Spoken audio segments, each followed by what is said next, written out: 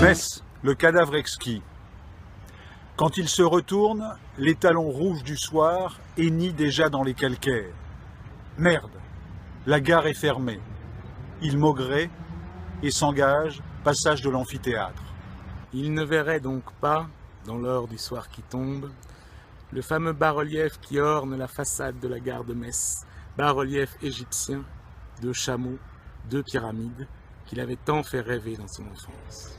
Il ne le vit pas car la première fois qu'il tenta de voir, le train qui devait l'amener de Berlin dérailla. Et la seconde fois, la Première Guerre mondiale avait éclaté et les réseaux de la Reichsbahn étaient entièrement occupés par les acheminements militaires. Il ne le vit pas, mais cependant ce bas-relief détermina toute sa carrière d'égyptologue, et c'est en fin de compte à cela que nous devons la découverte des plus beaux temples de Nubie. Il décida de changer totalement de perspective. Et désormais, pour explorer le passé, il s'engagea dans l'avenir à pied, en marchant assidûment, ardemment, sur la trace de tous ceux qui nous avaient précédés.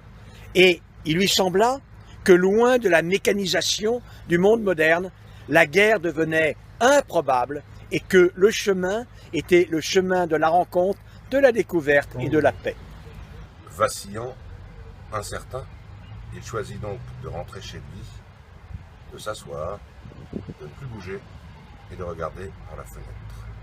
Son regard traça des diagonales sur le square d'en bas, des cercles concentriques, jusqu'à repérer, ramasser, minuscule, inerte, la forme rouge auprès du banc.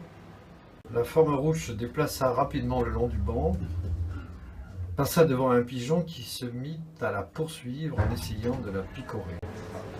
Il se retourna et, par-dessus les nuages, vit le visage souriant de sa grand-mère, morte depuis 1 an.